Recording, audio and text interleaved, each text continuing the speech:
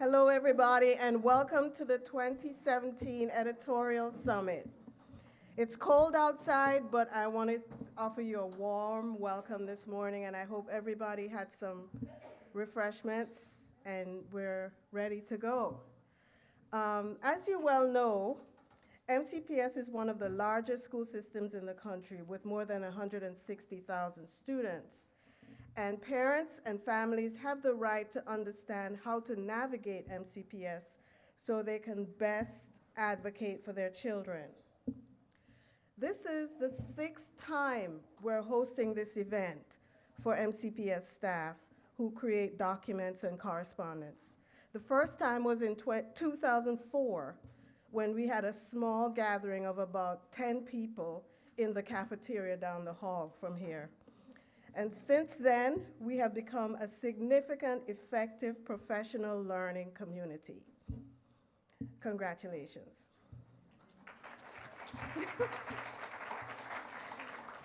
There are 6 basic characteristics of an effective PLC, professional learning community. Here we go with the acronyms. First, we focus on learning and results.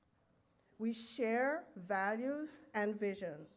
We support shared leadership. We have a culture of collaboration. We encourage critical questions and learn from them. And we have mutual trust and respect.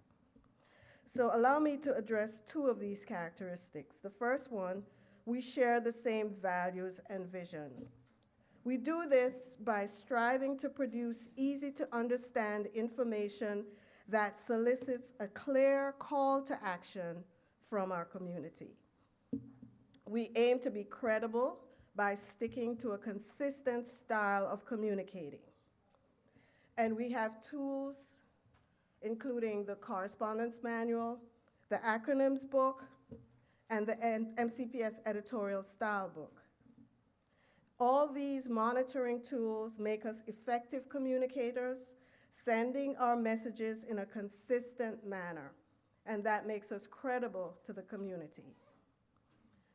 This is one of the characteristics of an effective PLC.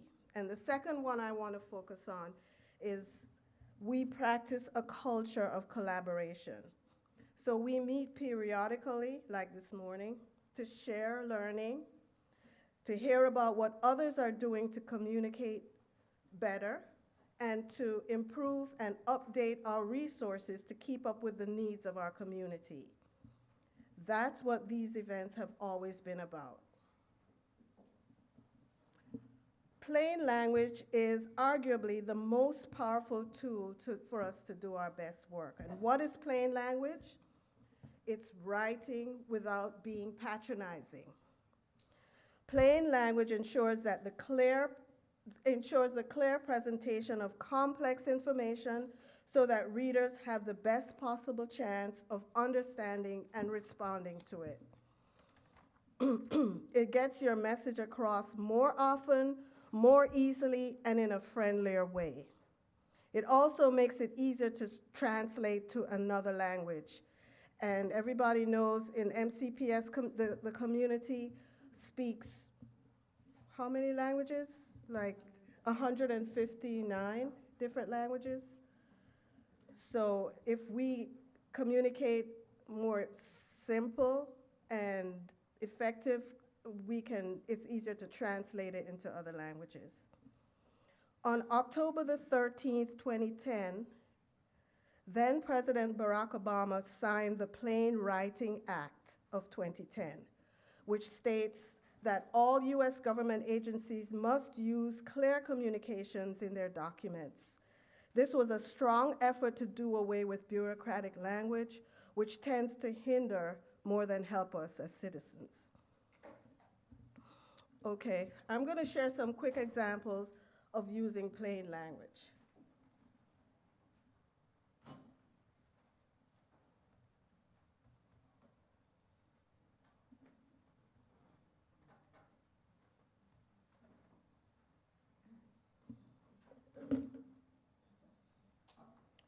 Okay.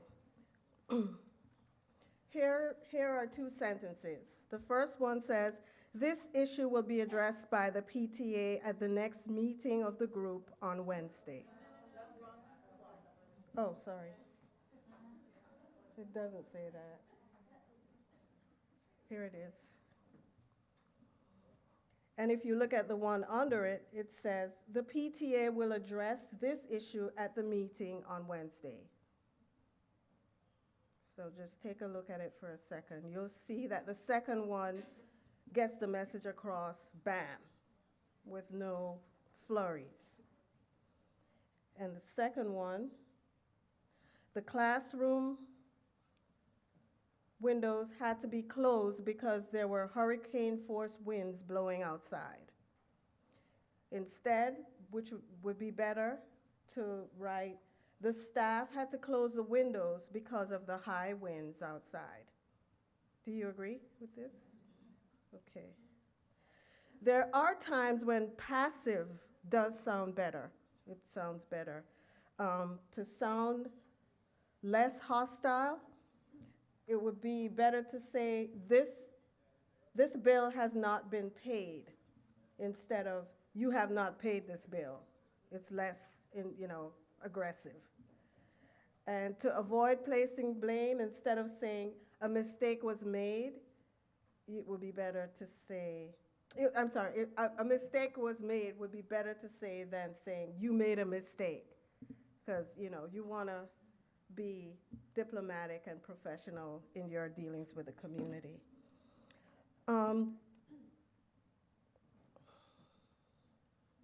It's also better to use we and I to be more personal and to sound more helpful and available. Addressing the reader as you instead of, for example, the applicant makes your message more direct and personal. The school will inform applicants of its decision within 2 weeks. Instead, it would be better to say, we will let you know our decision in 2 weeks. Advice is available on options for students from the counselor.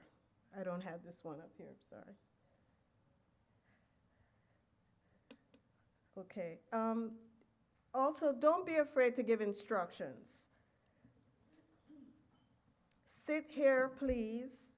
If you have a sign that says, sit here, please, it's better than a sign that says, students are advised to sit here. Or, please send it to me, instead of, I would be grateful if you would send it to me. So that's what we're getting at this morning. I'm talking about plain language. And use lists at every opportunity. This is a way to separate information and make it easier for readers to follow.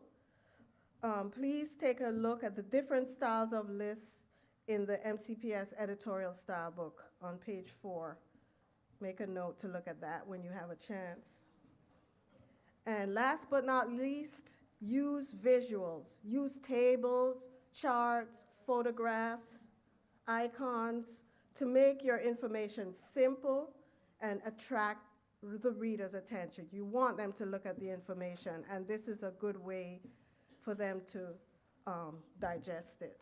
And to summarize, tell people what they need to know, not what you want to say. Get to the point. Get personal. Speak to people one-on-one.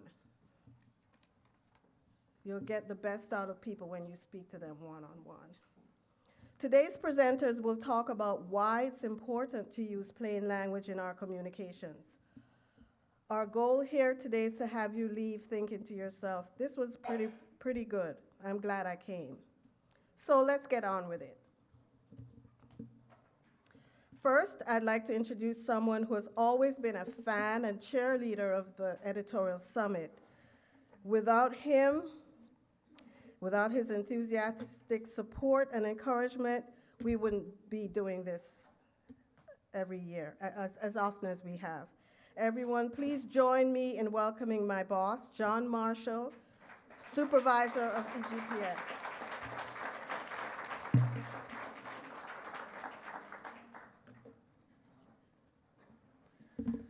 Wow. I had a plan of what I was going to speak about, and I'm going to stick to it to some degree. But listening to Donna, it just changes my plans. I'm so fortunate to have her right in my office. Can you imagine having that right there to work on? Because I go to her every day, and I ask her questions, and she helps me. You know, when I'm using the word affect, leaders affect meaningful change. Well, sometimes I put an E in there. I'm starting to use effect, and that's different, and it doesn't sound so good. And Donna keeps me, she helps me a lot. And it's terrific to listen to her. Donna, where's Donna? She already left. Where is she? That's Donna. She's all over the place, and the reason that we're having this event, she said nice things about me, but the reason that we have this event, the reason why we have an editorial help desk is Donna Marks. She's been with the school system for 15, 16 years. She's got relationships with a lot of people in this room, and it certainly is impressive to watch her. I feel grateful. That's how I feel right now. So, what was I going to talk about? That's all I really need to say. The elected officials, the Board of Education, they project core values for this huge organization of ours. And those core values are a series of 5 words, maybe a single sentence phrase, each of them. And well, I'll just say them. It's respect is the first one they use. And then they use relationships, and then equity, and excellence, and then learning. So how do I remember that? Because I'm supposed to remember that, and I'm supposed to project that in my strategic plan. And I'm supposed to align my team's core values with the core values of the Board of Education. So I better remember them. It would be good if I could remember those 5 words. And I could make an acronym out of it. That would be a way I could memorize it. I listened to Dr. Smith at Richard Montgomery High School recently go through those 5 core values. And he presented it as a linear progression. So you got to keep them in line. And the first one is respect. He claims, his position, and I fully support this, is that without respect, the opportunity for relationships to be developed are really slim. And if we do try to develop relationships that don't include respect, they're probably not going to last. And they probably will not, well, they're not going to last. So, respect, relationships. And with relationships in place, we could take a shot at this very difficult equity thing. Equality was easy. That was easy for us to see as a society. But equity, that takes some work. That takes relationships. That takes respect. So if we pull that off, if we get the respect, the relationships, equity, we've got a really good chance at excellence. Okay, well, excellence for what? The 5th one, learning. That's his progression. And when I listened to Dr. Smith explain it that way, that helped me. It all starts with respect. When we write to people, when we speak to people, we have an opportunity to practice respect. For us to use the language, the English language, you can't even say English language anymore, we have so many of them. We better be as good at Spanish as we were at English, but I'm digressing.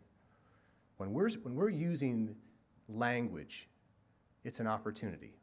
Not only an opportunity to be clear and to be concise and to be clear and concise, but it's an opportunity for us to practice respect.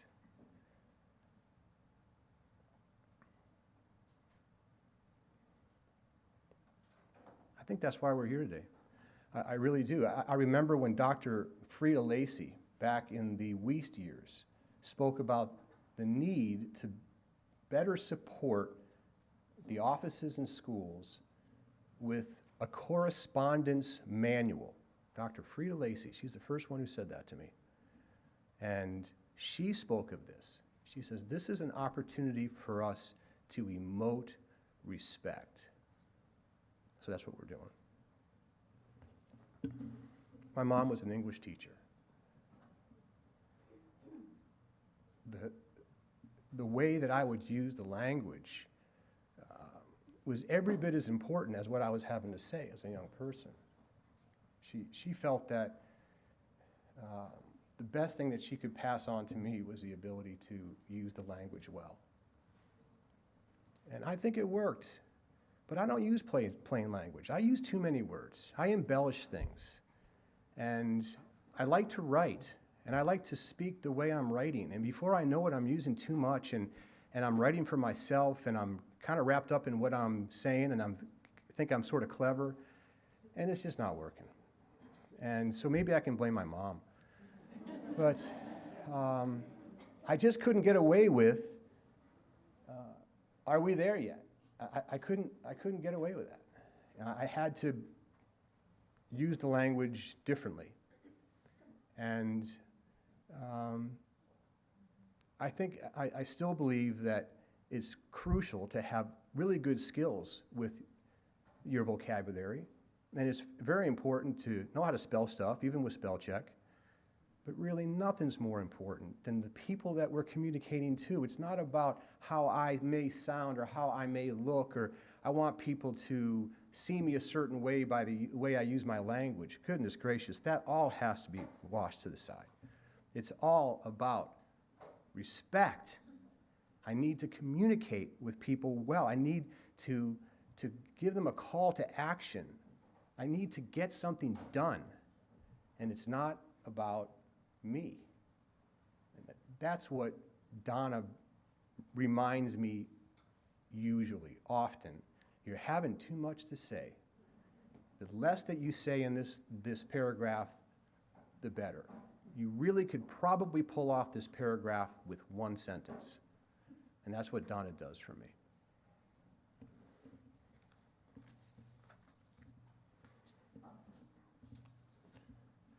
This program is packed. I don't see how, I look at this, when Donna first brought this to me, I was amazed, and I said, 2 hours? This doesn't look like 2 hours to me. This looks like 4 hours. This looks like a seminar. This looks like a retreat. This looks like something more than 2 hours, although 2 hours is good time, but it looks more than that. And she reminded me that we got a lot of people in the room, and we better do more than just talk about respect. We better be talking about a lot of stuff. People have to leave this room with new knowledge. Because that learning thing, that fifth word, learning, has to happen. And we got a lot to share, and we don't get together that often. And so I got to get it all in, and I'm running the risk of just putting too much material out there, too much content, but I'm going to do it anyways. That was her position. And so we got a lot of work to do. And I'm going to be done here in a couple minutes. I'm looking for the things that I've forgotten to say.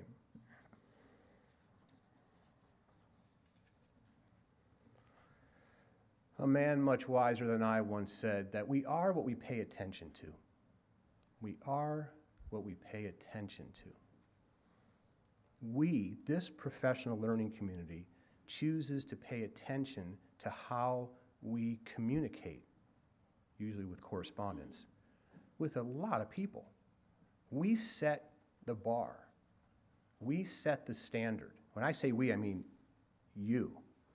I want to be part of you, so I'm going to say we. But I know how it works. You all are the ones who are setting the standard. And you're the ones who are going to, or are, setting the standard.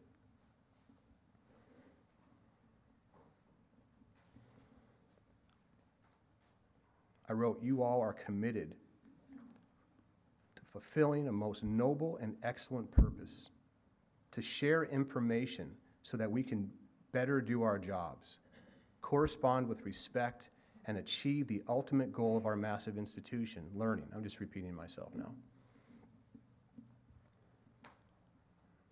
But I'm comfortable standing here talking to you, and I don't have anything else to share except to give the introduction to our guest speaker, who's not here today. That's difficult, and that's how it goes in the schools every day. It's how it goes in the offices every day. We're all creative problem solvers around here, and things don't go just the way we planned. Donna woke up this morning with information that her guest speaker, and she's been working on this for a long time, he can't make it today, and it's a loss for us. But she's got a plan. You got a technical plan, right? You got a plan? But as you prepare, you're going to bring in your Mr. Turner in audio? Is that what you're doing? Okay. Good job with that. So our guest speaker, who we're going to listen to, We're going to listen to him. we're going to listen to him. He's the director of the Office of Communications and the spokesperson for MCPS. He's often appearing on local television when MCPS is managing a crisis. Prior to MCPS, he worked for national organizations, including National Public Radio, the Democratic National Committee, and the NAACP. Fans of the TV series Dawson's Creek would recognize him if he were standing here. He's been on that television show. He tells us that he's a fan of superheroes, and he was a member of a competitive karaoke team. Isn't that great?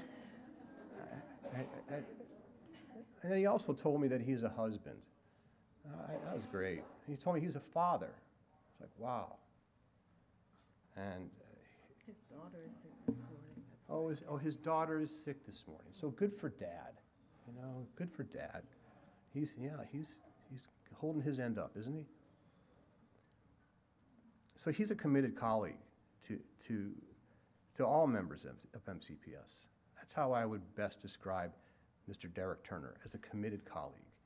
So it's been my pleasure to speak to you here this morning, and it's my pleasure to introduce Mr. Derek Turner. Thank you.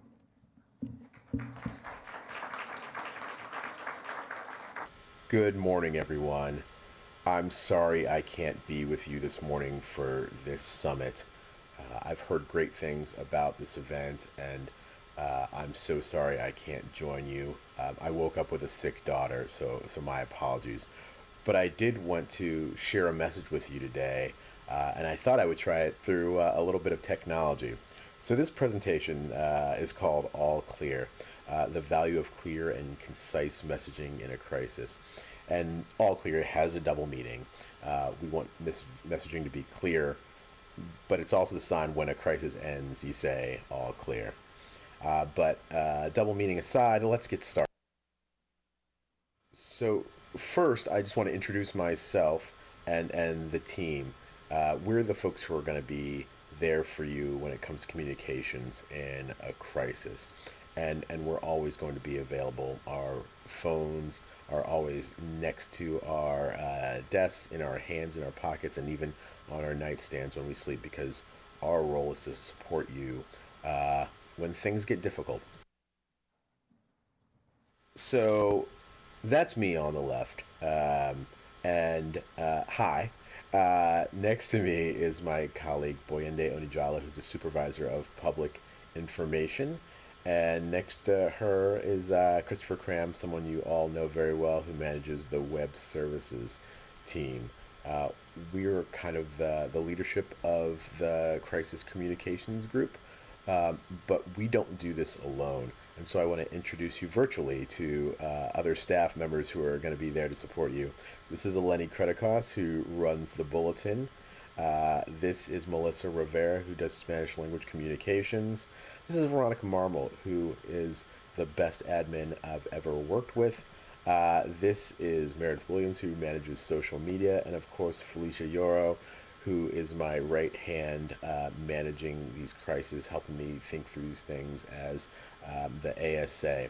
So this is the team you'll hear from one of us, you may hear from all of us, but we're all work together as a team to support you. So let's get started. Communications in crisis. Your words matter. Before we talk about crisis, I just want to talk about the Montgomery County way, the Montgomery County voice. So when I came to Montgomery County Public Schools about 2 years ago now,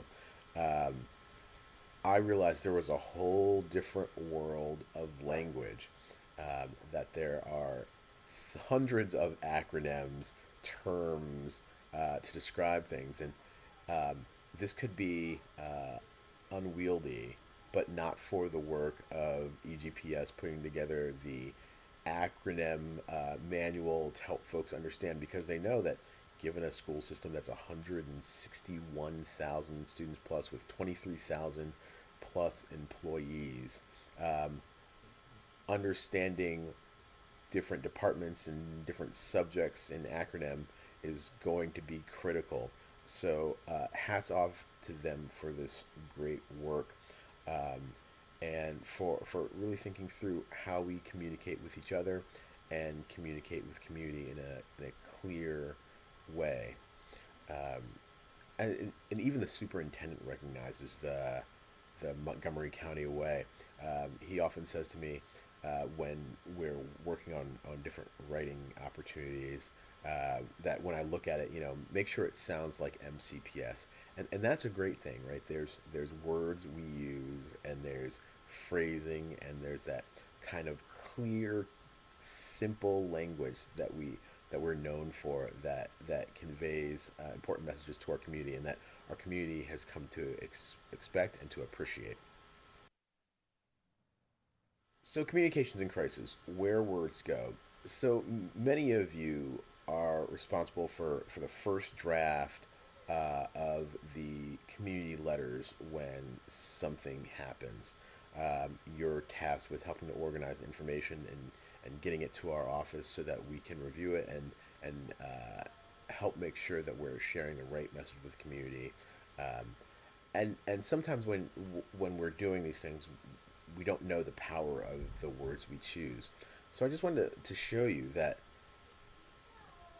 these are the words that serve as the foundation for our community's understanding of these issues. As you can see in these examples, all of them say in a letter sent to parents, letter sent to parents, letter sent home, and a memoranda submitted. The group that is responsible for creating these letters is critical for the community's understanding, for student understanding, for staff understanding. So know the value of everything that you say, and also the importance of selecting the right words and clear words, because that's how people are going to understand this situation from this day forward.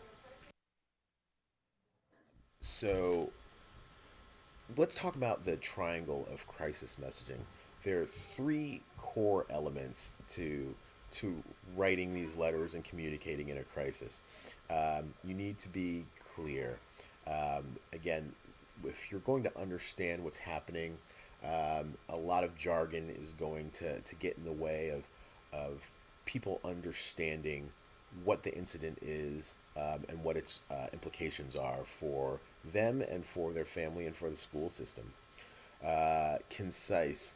Often when we write, if we add too much information, a lot of key information gets lost in the shuffle. People won't get to it in the letter. People don't want to deal with the full volume of it, so they'll take bits and bytes. So the more that you give them that distracts, the less likely they are to focus on the core message. So being concise is a way to make sure that they get that good central information clearly at the beginning. And calming. The worst thing you can do in a crisis is to incite panic and anxiety. And while we might not have a resolution to the crisis, we need to show confidence that we know what we're doing and that we're handling the situation, which is why a lot of the letters not only describe the incident, but talk about the steps we are taking to address or have taken to address this situation. So I think thinking of these as a triangle, that all three are needed when we think about crisis communication. And it's important to know your audience when you're writing too. When you're thinking about who this letter is going to end up with and how they're going to interpret it is based on their background. So as we think about these letters, they actually do serve a wide variety of audiences, and we use them for that purpose. Obviously, they're to parents, but staff are also privy to these letters, and it's important for them to understand what the situation is as the folks managing the building. We have the community who will get a hold of these messages because parents often immediately send them to the listserv so that others know. But parents also send these letters to the press. So the press uses these letters again as the foundation of some of their writing. And again, at the core, this is a way for students to understand what is going on. When they get home and they talk to their parent about what happened for the day, the parent will often use these letters as a way to start having that conversation with their student. Typically at the end of these letters, you see the lines that say, please talk to your student about X, Y, or Z. And so when they talk to their child about this, these letters are really important as that framework. The last key piece is authenticity, and that's really the honesty in crisis communications. We need to be transparent and honest about what's going on, and make sure that we're not trying to shade something so it's not looking particularly bad. But we also need to think about student privacy and student rights. So really we want to be as transparent as possible with keeping within the framework of student privacy and staff privacy as well. But we also don't want to use words that don't seem authentic to us. If it's not something that, a word that your community typically uses, if it's not a word that your principal typically uses, there's no need to put it in there. It doesn't do anything but stand out and distract from the final message. But I really want to thank you for the work that you do. I can't do my job without the great work that you do to help put together these letters that serve as the foundation for when I end up on TV, when I talk to the media, when I talk to the superintendent and to the Board of Education. So I really do appreciate everything that you do, and I thank you for all the work, and I hope you have an amazing summit. Thank you so much. Thank you to Donna and to John for organizing this today.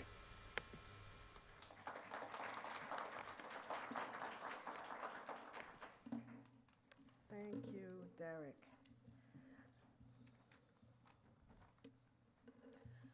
Now, I'd like to introduce our special guest, who is the Supervisor for Public Communications for Bus Services at the Washington Metropolitan Area Transit Authority, WMATA, or Metro, as we so lovingly know it.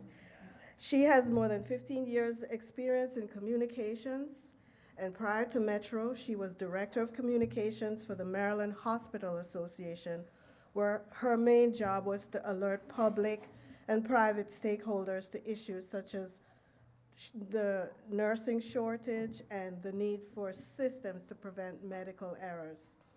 She earned her master's in communications at Bowie State University, and she's here to tell us a little bit about communicating with the public. Please join me in welcoming Dawn Marks.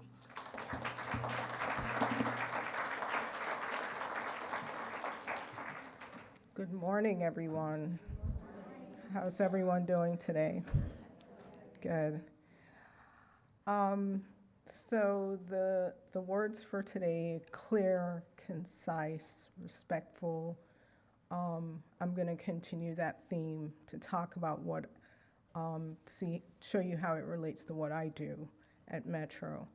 I supervise a team of people, 2 people actually, who are responsible for writing mostly for the web. And so my team, they're the ones who put out alerts, the alerts that you get on your phone. We're the ones that when there is some disruption happening in DC, whether it's the Race for the Cure or some major event, we tell you where you need to go to get your bus. We realize that our customers are extremely inconvenienced by a lot of what goes on in DC, and believe me, every single week something is going on in DC to disrupt our service. So our goal is really to communicate to our customers about where they can get service, the best way to get where they're going. And I believe John said earlier, or maybe it was the previous speaker, Derek, who talked about knowing your audience. And as you can see here, this is a demographic of what the Metrobus ridership looks like. Now take into consideration that we don't only use demographic information, we survey our customers, but this is just to give you an idea of who we communicate to. I'll tell you a story about this past summer when I did a ride-along in an underserved community over at Minnesota Avenue, where I physically went on the bus to help give out surveys and talk to customers about how the changes coming next year will affect their ride. And it was an eye-opening experience for me because the amount of people who had cognitive problems, the amount of people who were physically disabled, and I believe persons with disabilities is the right term to use, trying to be respectful. That is the term you use, persons with disability. You put the word person before. And so in addition to that, we have the several languages that we have to get communications to. And so in preparing a lot of the information we post online and we print, because we do some, especially for our service changes, which we do quarterly, we have to make sure that the message is clear, that they understand it, because then it goes to translation, and we have to make sure that the message comes across correctly. So this is our demographic, and then I'll tell you a bit more about what my team does. So as I said, for detours, for weekly detours, we get the information from the planners, the people who say, okay, we're gonna let the bus turn down this street and turn on this street and then get back on route over on this street. And we have to make sure our customers have this information every week in a timely manner, in a way that they can understand, and that there's no room for misinterpretation. So it has to be simple, it has to be concise, it has to be to the point. And where am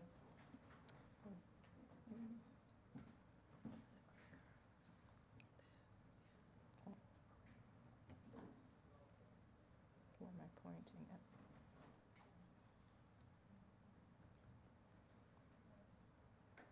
Okay, so bus communications, that's our team, and BCOM, here we go with the acronyms again. BCOM, we do it at Metro too, lots of jargon going around the halls of Metro that we have to make into plain English for our customers. But this is our reach. This is the people, this is our, let's see, internal reach. These are the people that we communicate with at Metro. And these are the people that help us get all the information we need to get out to the customers, which we then have to turn into language that they can understand. And then outside of Metro, this is our external reach. And so you can see that there are a lot of other outside organizations that are using our information, whether it's the news media,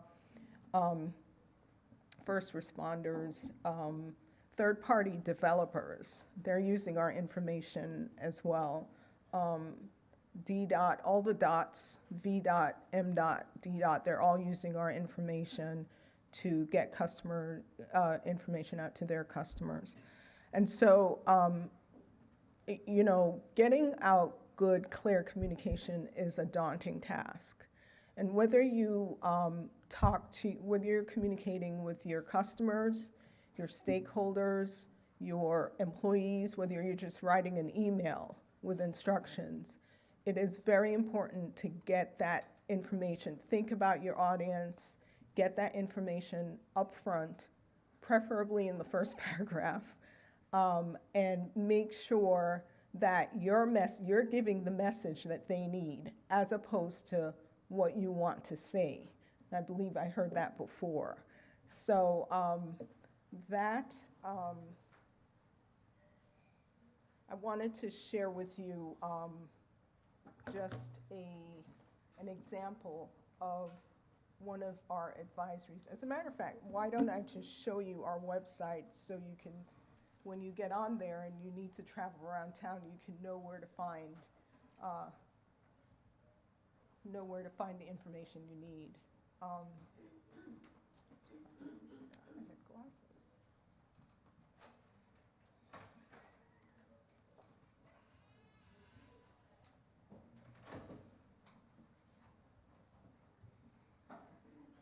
Okay. So first, I will share with you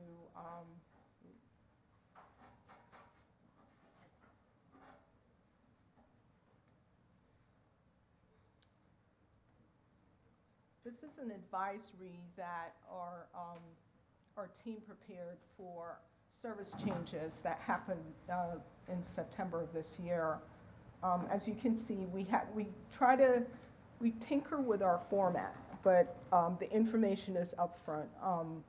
The bus routes that will be affected, where they travel, what exactly is happening in terms of what changes are happening to your service. And then we go down the list, and I'm so used to using a Mac, so sorry. And so you can see some of the sentences that we use to clearly state what is happening with your bus service. Sometimes this information, well, prior to us getting to this point, we actually survey the customers. And we ask them, you know, this is what we're planning to do. Here's why we're doing it.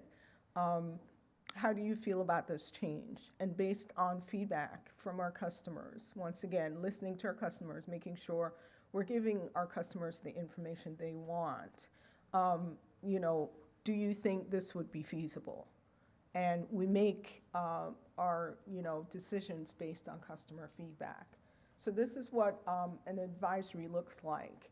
And this is the kind of thing we put out every day, actually, because there's never a day. Yesterday, the rain came down and buses were delayed every single corner of the city. You know, so we were frantically, and I was low on staff. One of my staff members was out, and, you know, so I was it.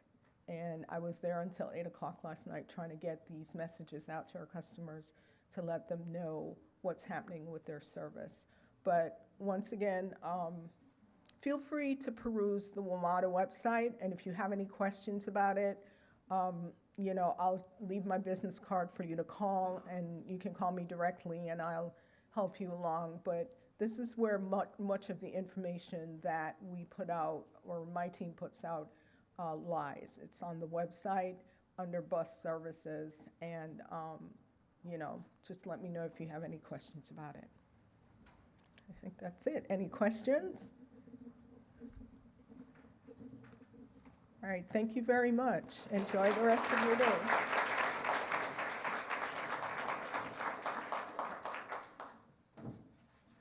Thank you. Now we're going to have some presentations. We're going to like really get down into this plain language thing. And we're going to start with a workshop. I've gotten a lot of feedback from people over the past two summits, and they said they want to do more hands-on stuff with the information. So we are going to start with a workshop, which is going to be led by Caleb Young, who is a copy editor in the Office of the Chief Academic Officer. And he's handing stuff out for everybody to work on right now.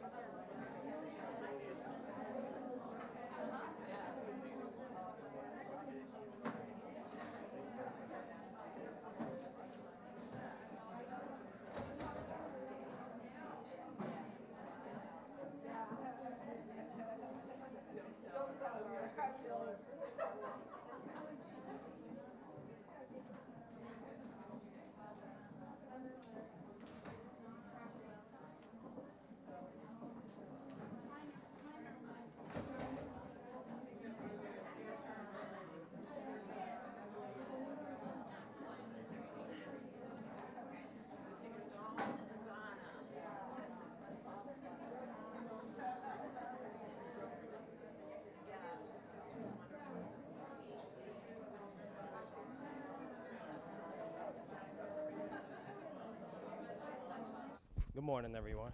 There we go. So as Donna previously stated, my name is Caleb Young, and I'm a copy editor in the Office of the Chief Academic Office. So as a copy editor, one of my main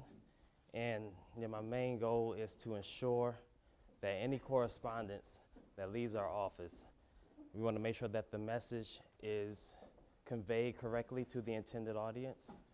We want to make sure that we use plain language so that there's no confusion or that no one reads a message and feels misinformed. And we just want to make sure the information is easily understood. So if an audience, if they read your message and they leave with a lot of questions, then it's not up to them. It's not their fault. It's not up to us to like point our fingers like, well, you should have understood it. No, actually as the writer and as the person crafting the message or the communication, we need to look at ourselves and look at our own style of writing and how we can improve on it and to do a better job at conveying this message. So with that being said, please direct your attention to the handouts that I passed out. labeled the plain language exercise. So you may see a few examples which were pulled from, it could be a memo to colleagues, it could be a school bulletin, or just another form of direct communication to parents. So what I would like us to do is just to take a few moments to go through each one. You can interact with your tables or however you would like to just read through. Let's start with the first one, and I want you to break it down, pick it apart. You won't offend me or make me feel bad, so please just go through and see what errors there are and what issues you find, and also if you want to recraft it to make it sound better than what it is, then please do. So I'll just give you a few minutes or a couple minutes just to read through the first one. If you want to, if you're very anxious and you want to, skip ahead as well, that's fine too. But we can just start off with the first one. And feel free to talk to each other. It's okay. I put the first one up on the screen here. Yes.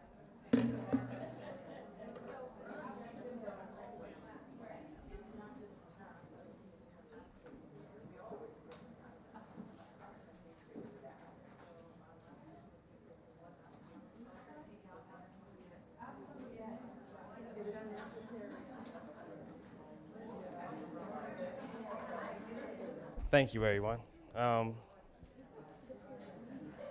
So I guess from all the talk that I hear, it sounds like everyone's having a healthy discussion, and I'm assuming that these aren't perfect sentences or paragraphs.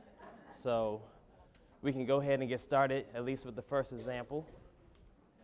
So as originally written, it was one absolutely necessary objective for the 2017-2018 school year is for all administrative staff members to collaborate together in order to come up with more effective ways to communicate to the thousands of students, parents, and community members, as well as local business leaders and elected officials that make MCPS the outstanding school system that it is today. So in the message, trying to convey how we should communicate better is not it's not the best written message, I guess.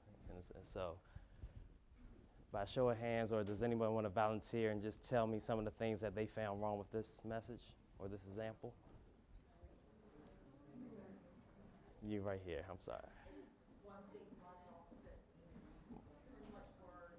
Is a run-on too wordy? Okay, all right, yes. Say some of the audience was redundant in the words that you used because community really encompasses everybody that's there.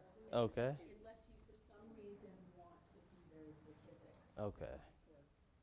That's good feedback, thank you very much. Anyone else? Yes, Lana, I do know your name. What's that? Repetition? Okay.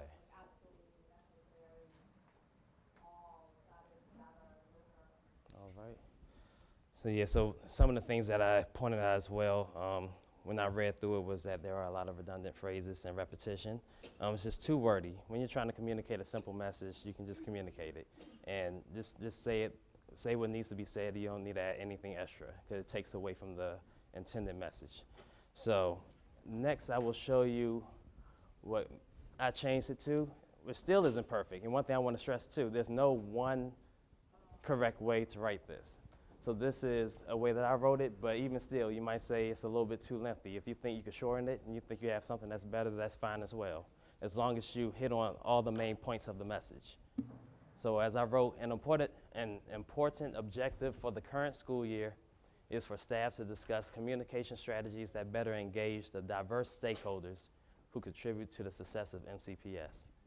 Like also, outstanding school system that it is today, that's a nice compliment, but it can be reworded, whereas we can focus on success, which is measured.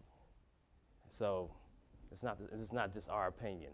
It's something that we prove through the goals that we set and through achieving those goals. So is everyone satisfied with this one, or any further critiques? Yes. That's kind of our goal, though, every school year. So I got rid of that line as well, because it's always going to be our objective. There you go. I like that. Thank you very much, Pat. So, all right. Anyone else? If not, then we can move on to, oh, I'm sorry. Yes, one more thing, Lon. Uh-huh.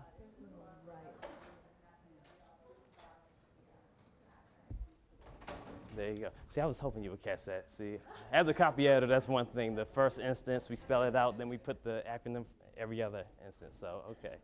Thank you very much. So let's move on to the second example. Okay, I'm sorry. We have one more comment? Yes. Still too long? Okay, so we can split it up some more? Okay. Well, maybe I need to go back to the drawing board. Thank you very much.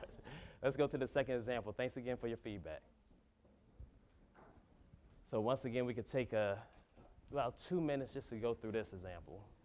And I'll just read it out loud just so you can hear it. Announcing this year's annual school-wide book fair for all grades K through 5, which will be taking place in the school's multi-purpose room during recess, lunch, and immediately following dismissal, including extended hours.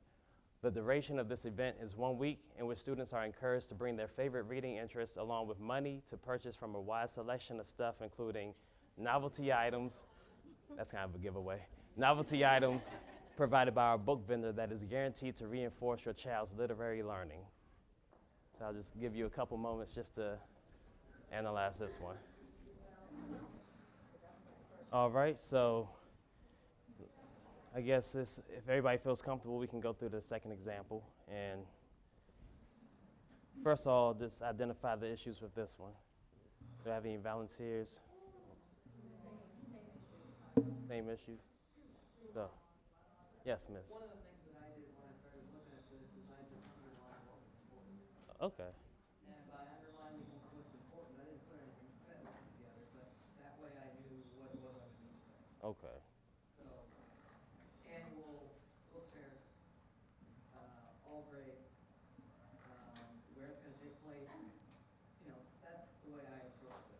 okay. Yeah. Okay, so announcing this year's annual school-wide book fair. So first off, it's an annual book fair, so this year's doesn't really need to be said, it's annual. Any more? Yes, miss. Well, it's an announcement, and so I would consider not making a narrative. Okay, I would make it, you know, you have your headliner, your book, and then bullets, bring your favorite stuff. Okay. Fun novelties on sale. All week recess after, you know, you get 4 bullets underneath that. I like that, okay. I don't think, I think an announcement treated as a narrative immediately loses your message. Okay, nice suggestion, thank you. Anyone else? Yes. And you can't say guarantee your child will get better.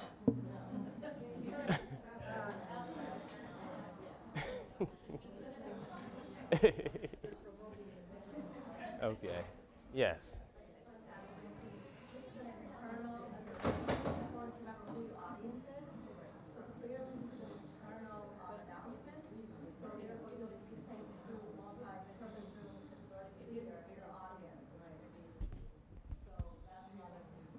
Okay, so for the parent, you're saying that.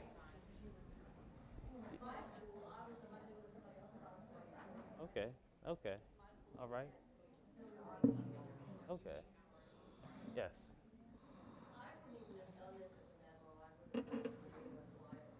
So even if it's in flyer form. Uh-huh. Okay. All right. Anyone else? Yes, Pat.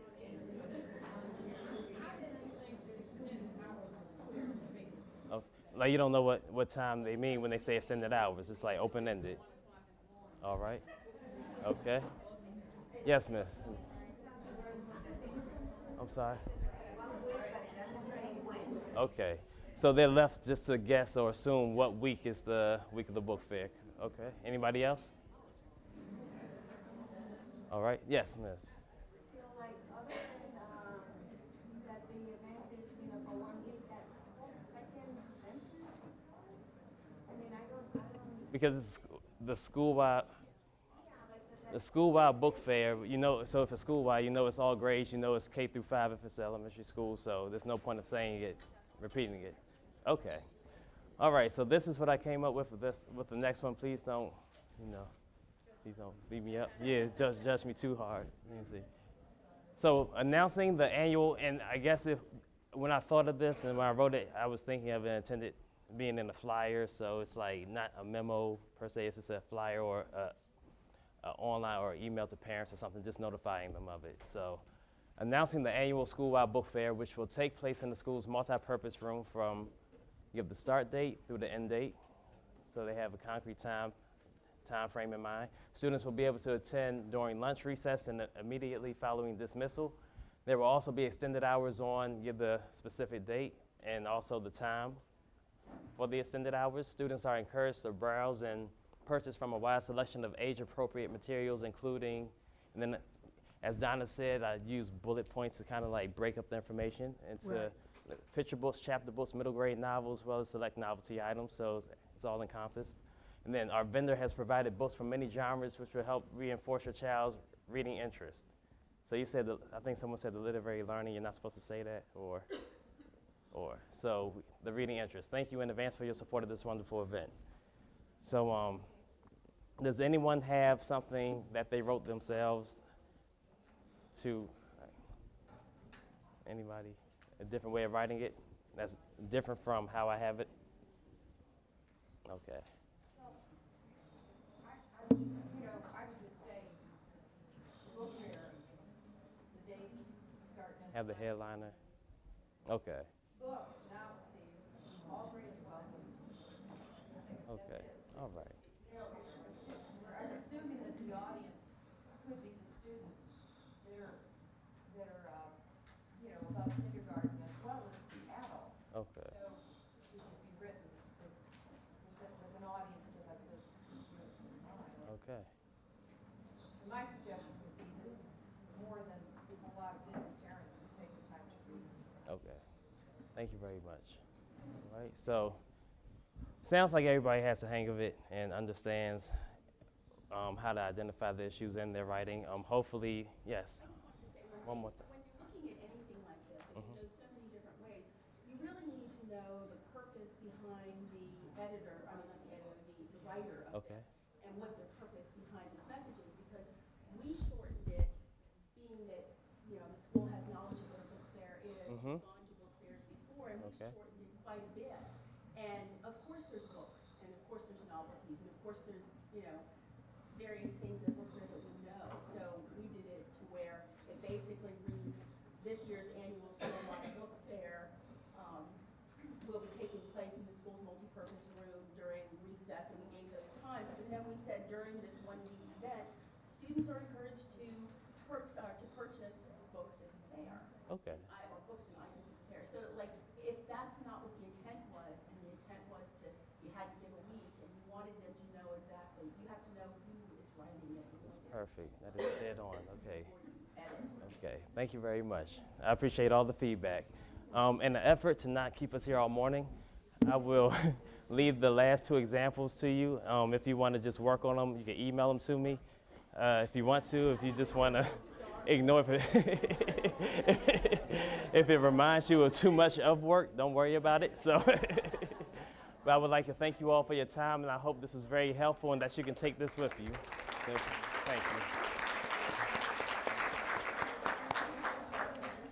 Liliana Joffrey, who is Communications Specialist in the Language Assistance and Services Unit. She's going to talk about translations and plain language.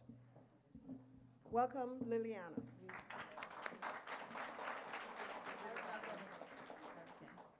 Good morning, everybody.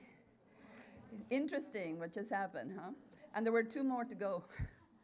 My name is Liliana Joffrey. I'm the Communication Specialist for Spanish for the Language Assistance Services Unit. For those of you who don't know what we do, we provide translation and interpretation services for the school system and for collaborating agencies in the county.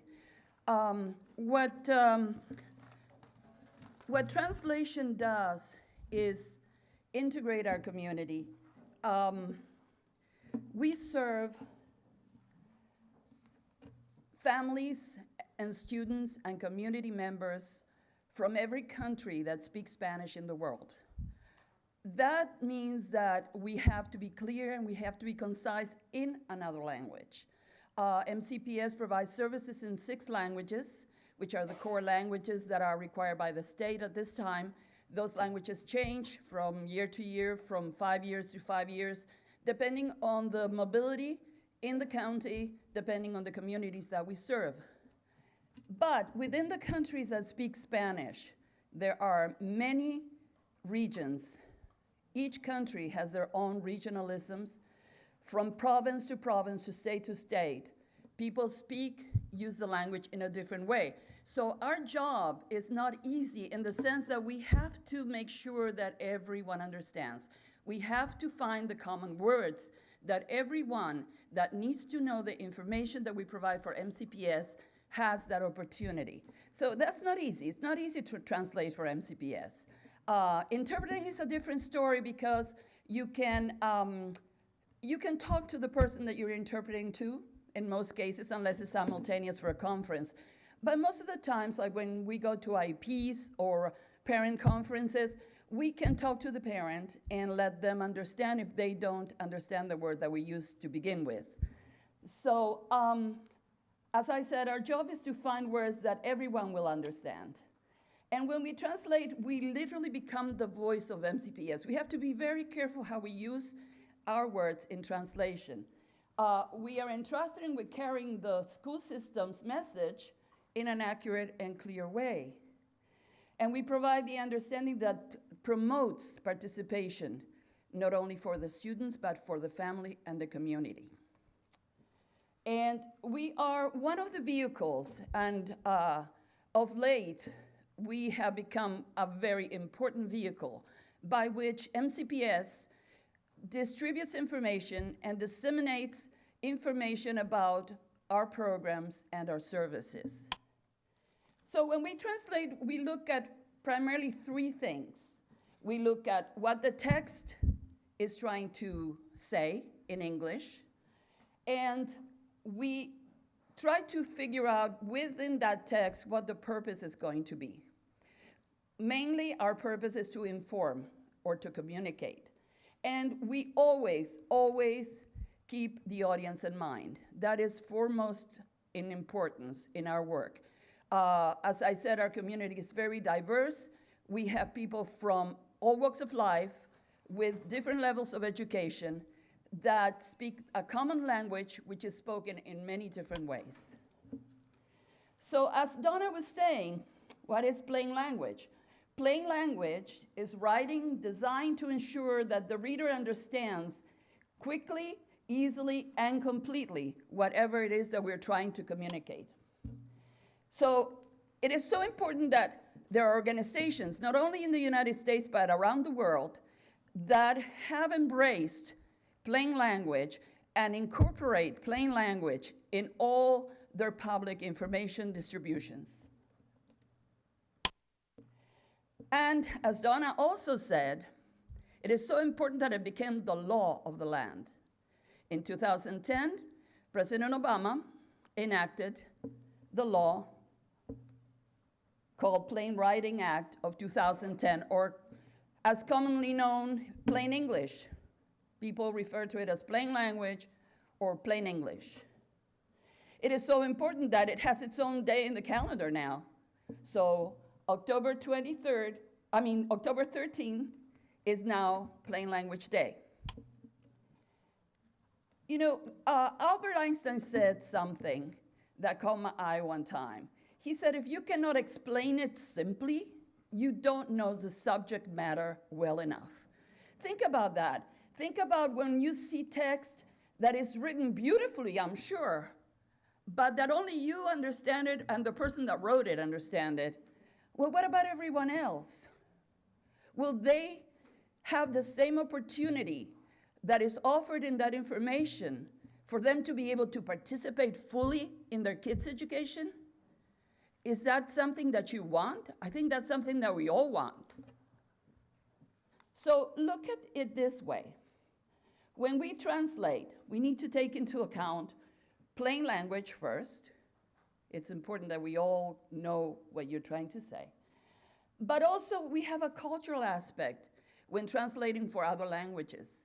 we have to look at the tone, because the way that we speak in our shorthand language, which is English, I call it a shorthand language because if we don't have a short way of saying a sentence or a phrase, we invent a word.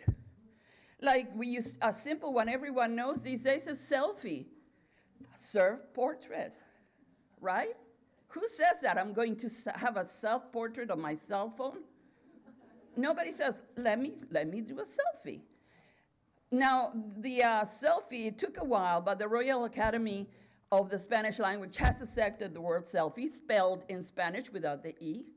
So now we are able to use selfie in Spanish. And we can use also Twitter and tweet in Spanish, which we used to not be able to do until about 2 years ago. So the tone is important, clarity is important. The different levels of education, as I mentioned, we have to be able to communicate with everyone. Everyone has the same right. That's where equity comes from. The level of respect that we must show in translation, because we are a sort of informal language most of the time when we communicate in the school system, but there are cultures, especially like the Asian cultures, some of the African cultures, to a certain point, Eastern European cultures, they show a different level of respect in writing. And you have to consider that.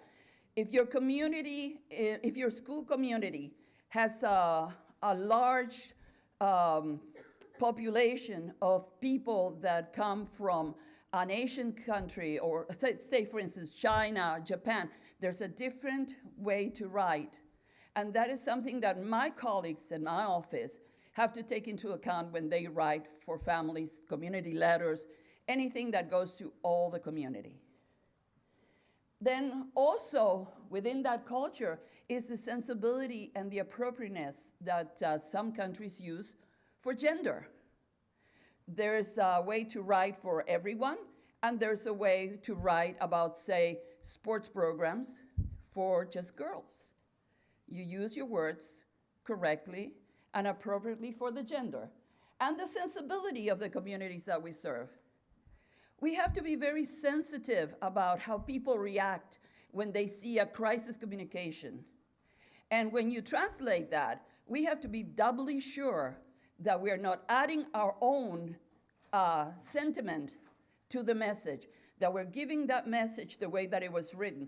So for us, it is important to get your help to write clearly, to get the message across, and for you to know that your people, your community is going to know what happened in a timely manner.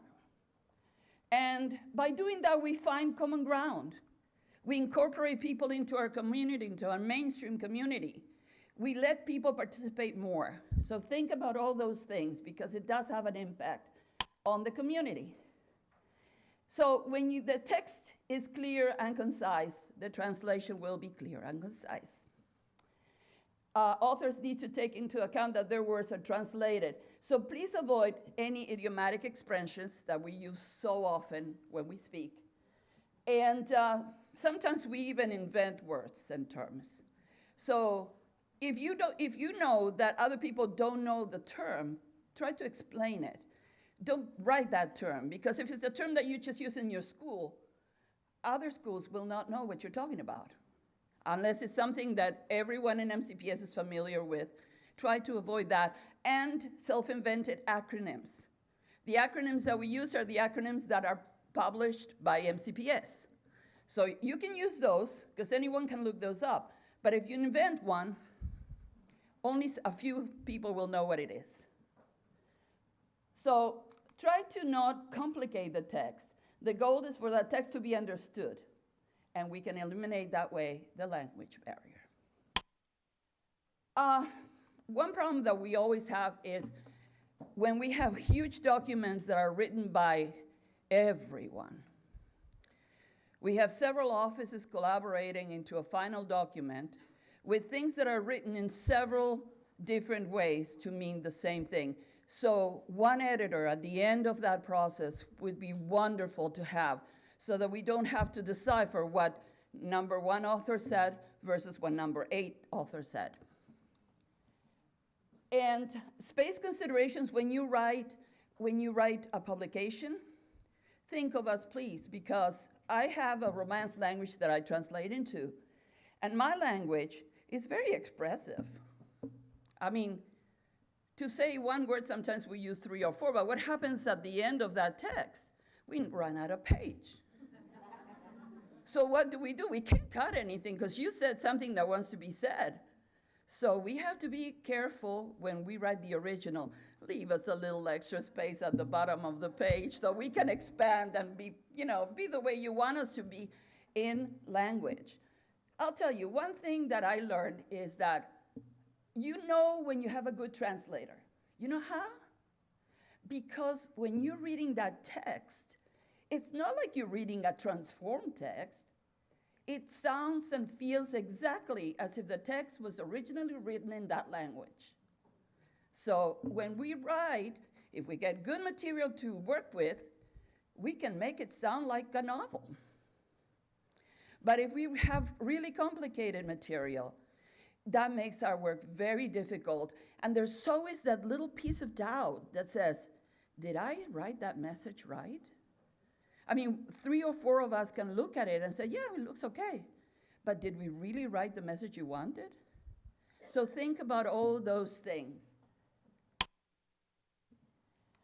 Expressions. Oh, this is one of my favorite. I always remember that. I always tell the story. One time, a few years ago, there was this energy program in MCPS, and we got this beautiful flyer. Whoever thought of it was genius. What's up? W-A-T-T. S-U-P. What do I do with that in Spanish? Never mind that, what do we do that in Chinese and Korean? We have a problem. So what we had to end up saying is put what's up in quotes, leave it as it was, and say good use of energy or something to that effect, using better energy in a better way. So one last thought, remember, use common terms that everyone will understand. Keep your message clear and easy to understand, and only write what you have to write. We don't need to fill out 10 pieces of paper to write something that can fit in 1 or 2 pages. It's very important to do that. So remember that my job depends a lot on what you write for me. When you write it right, it will look just like you had it in the original English. And with that, I say thank you. Okay, I would like to introduce Sue Omig. Many of you know her. She's the copy editor in the Office of the Chief Operating Officer, and she's going to talk to us about some pet peeves that a lot of you have about how to use the Principal's Memoranda program. So, welcome, Sue.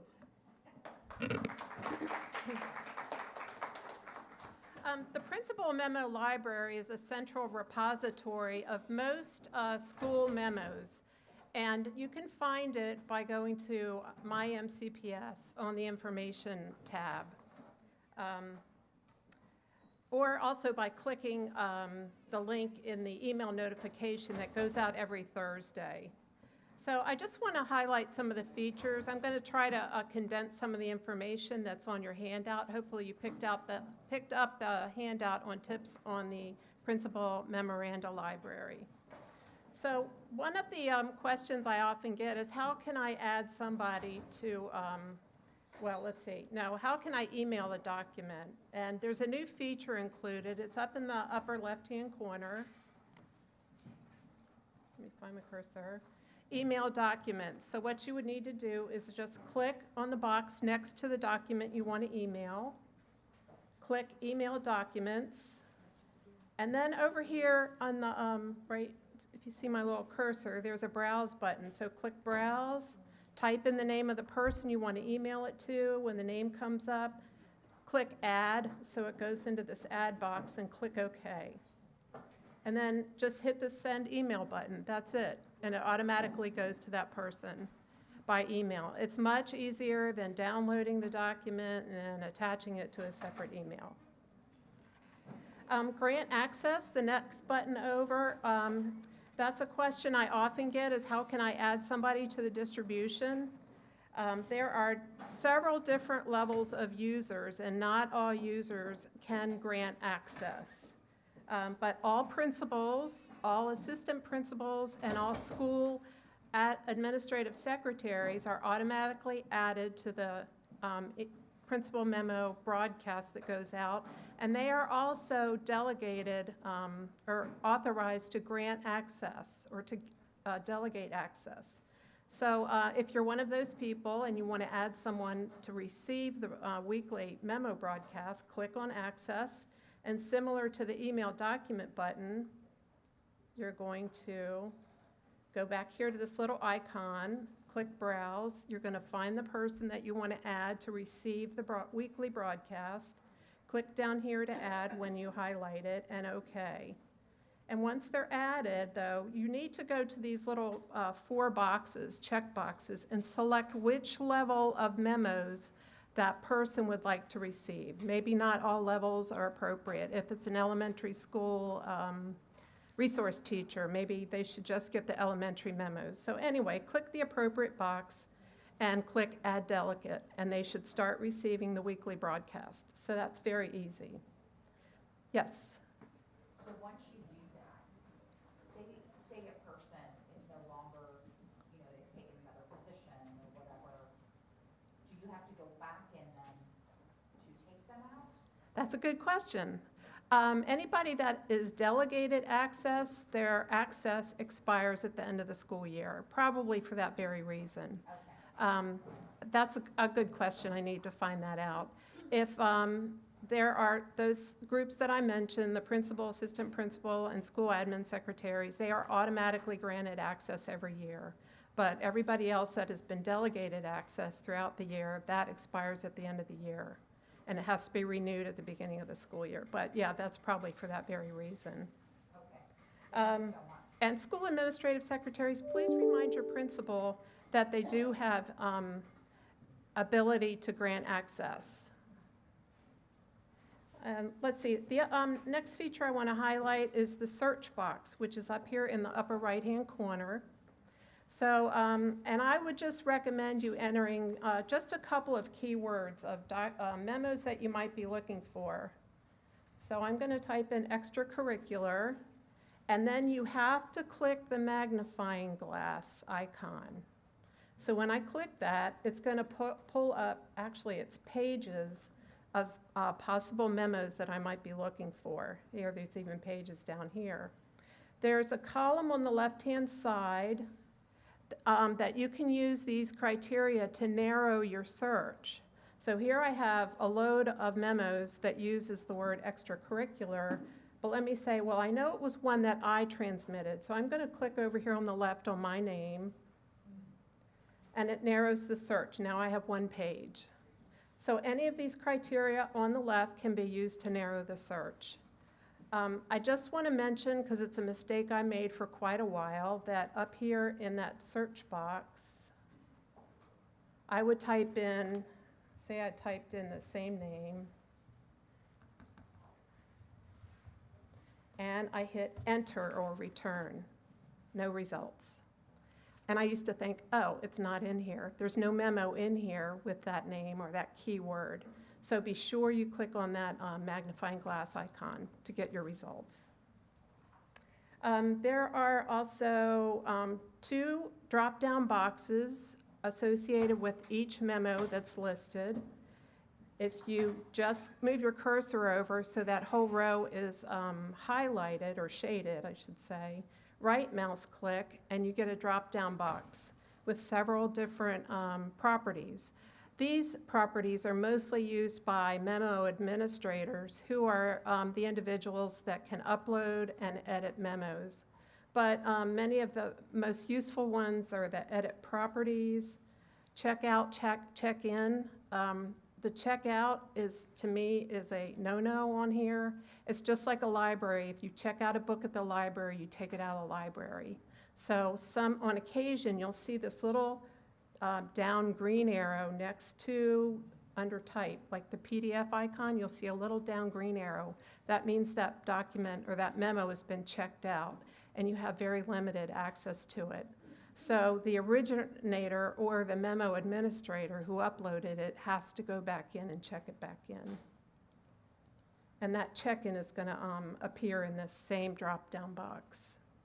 Let's see, at the very end of the list is a delete button, and I do get calls on, well, I uploaded a memo, principal memo, and there's incorrect information in it, or I uploaded the wrong memo, how do I delete it? And it's right there in that little drop-down box at the very bottom, delete. But again, that's probably just a feature that's available for memo administrators. The second drop-down box with each memo is associated with the name of the document. As you see, as I move the cursor over it, the name becomes underlined. If I right mouse click, I get a different drop-down box, and the very first one in the list is open. So I could click open to open this particular memo. But the easier way is just to move my cursor so the name is underlined and click on it, and the memo opens. Oh, here's a checkout and open. Don't click checkout. Whatever you do ever, don't click checkout. So just click open and you'll be able to view the memo.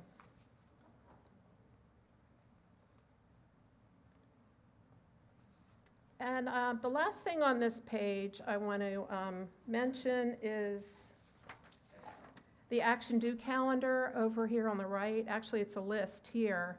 And what it does is for any memo that has an action required by date, it will list the 5 most current memos and their due dates over here in this list.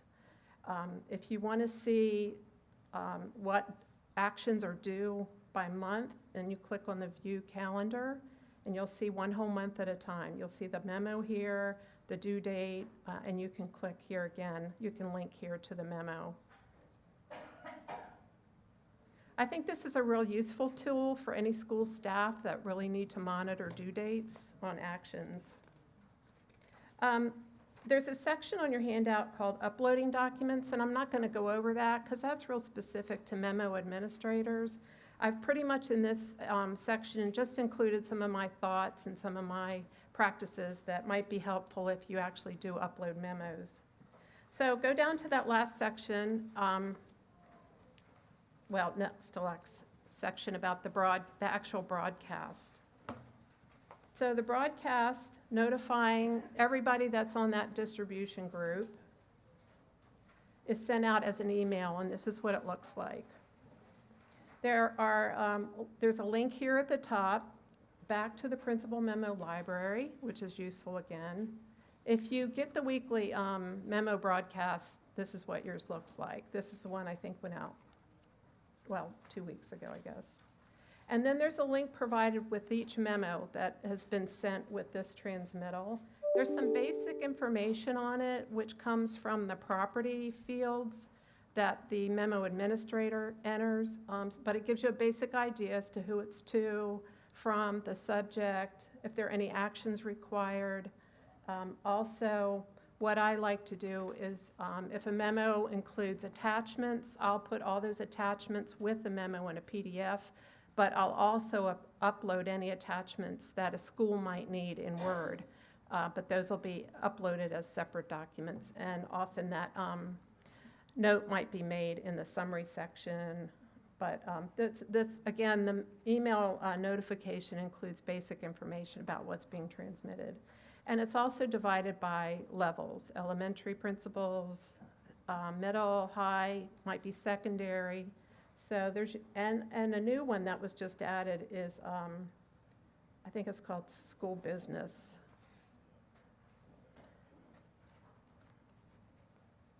The broadcast goes out every Thursday morning at 11 a.m. with the exception of Thanksgiving Day, and it goes out the day before. And no broadcast goes out on during spring break and winter break during those weeks.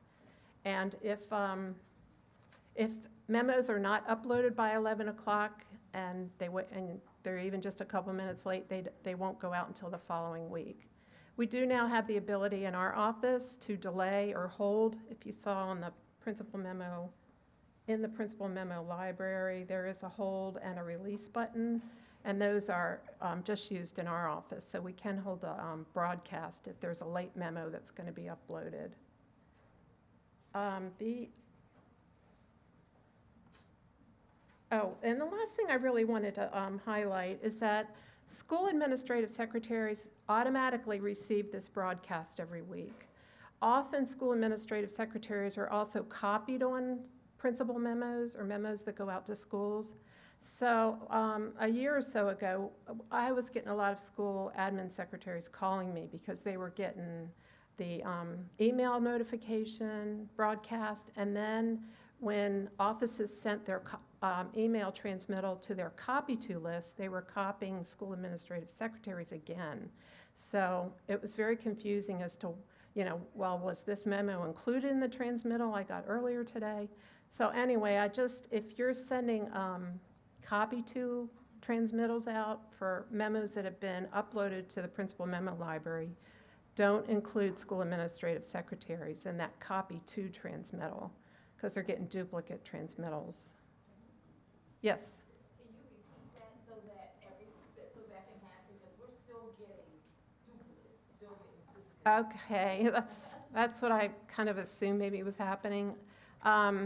And I'll talk to my colleagues here at central office to make sure we can stop that, because I know it's got to be very confusing and time consuming. But school administrative secretaries automatically get the principal memo broadcast. And then it's our fault here, it's our problem here at central office when we're sending out the email later in the day to the copy to list. Sometimes then those school administrative secretaries are duplicated in that second transmittal that goes out. So I promise I will try to work with my colleagues here and we'll try to eliminate that.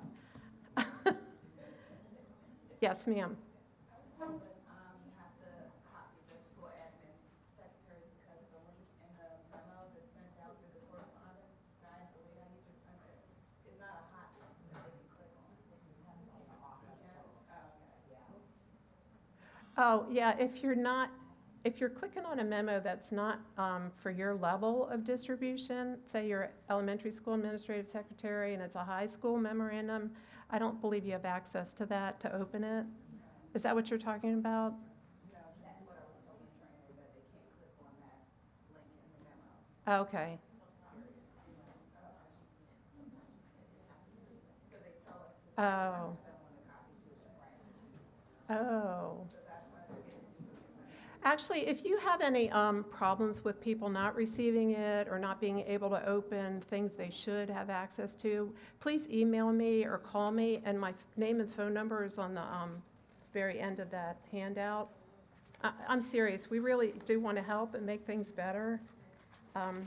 The other thing that is attached is a quick guide, and it just highlights just a few of the things I talked about.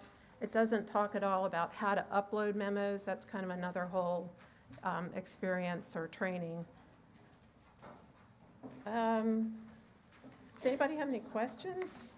Went through that pretty quickly, but again, the tips will provide more information than I was able to give this morning.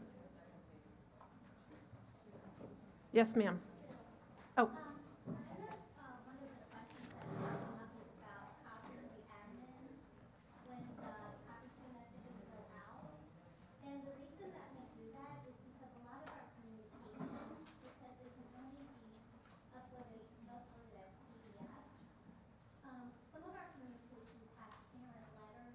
Mm-hmm. That need to be translated. So that's the reason that we have always done it both ways, by always copying them when the copy twos go out so that they have all of the different files, because with the PDF, a lot of that information they need for newsletters or whatever. Right, and here, if you look at the bottom of this list, this is one I uploaded. There was an attached form that I figured schools need as a Word document, so I also attached the Word document of that attachment as a separate document so that it is there for schools to access. So I think that's a conversation we probably need to have here at central office and clarify some of the process.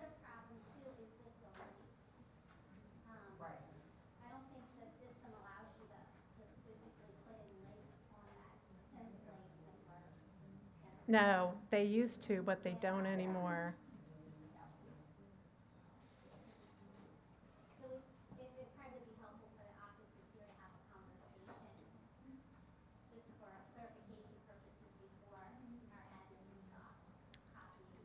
Yeah, that's a good suggestion, and we'll work with Joel Smetanka to try to, correct some of the features that may not be working correctly. Any other questions? And again, please feel free to email or call me with Principal Memo problems, and if I don't know the answer, can't figure it out, our Principal Memo people are right across the hall. Ask Scott Skates, who is the customer service specialist for EGPS, to come up and share with you some information on our services. So welcome, Scott. Hi, greetings. They've asked me to come here to introduce you or reintroduce you to our print shop today. Where am I? It's a wonderful resource that we have. We produce banners, posters, all kinds of different things. A little of my background, I started here in this building, and I worked in here for 14 years, taking care of the central office service people in this building. Then in 2008, I was moved to the print shop across the train tracks over here to take care of my school relationships that I now take care of.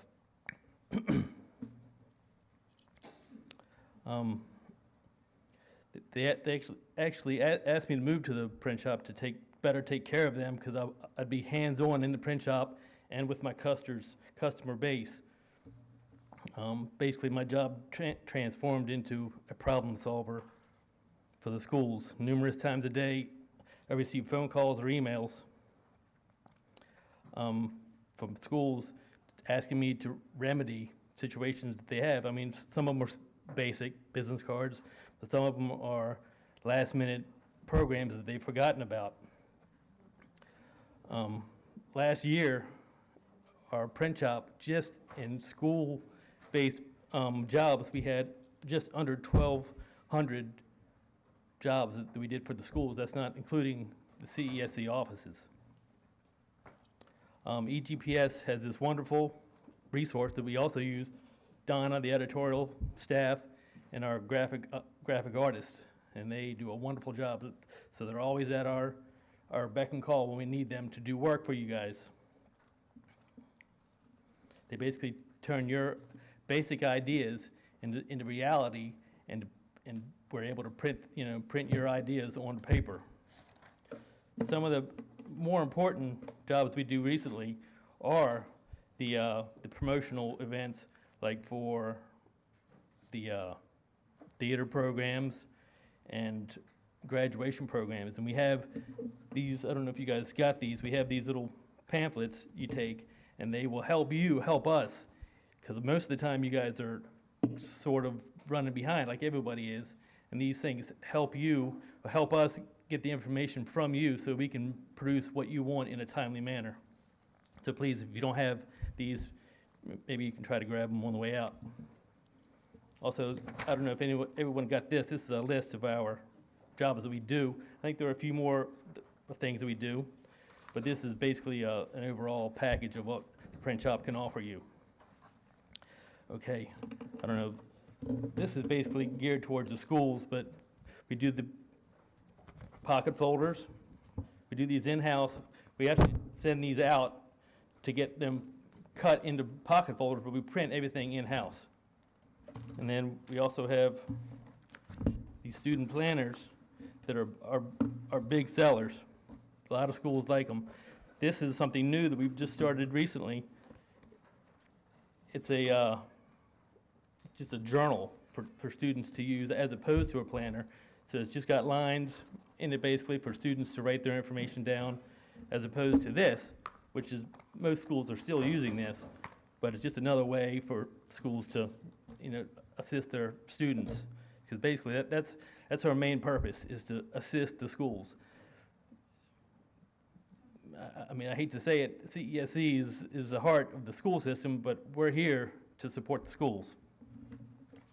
Some other items that I have up here, this is a graduation program for Gaithersburg High School.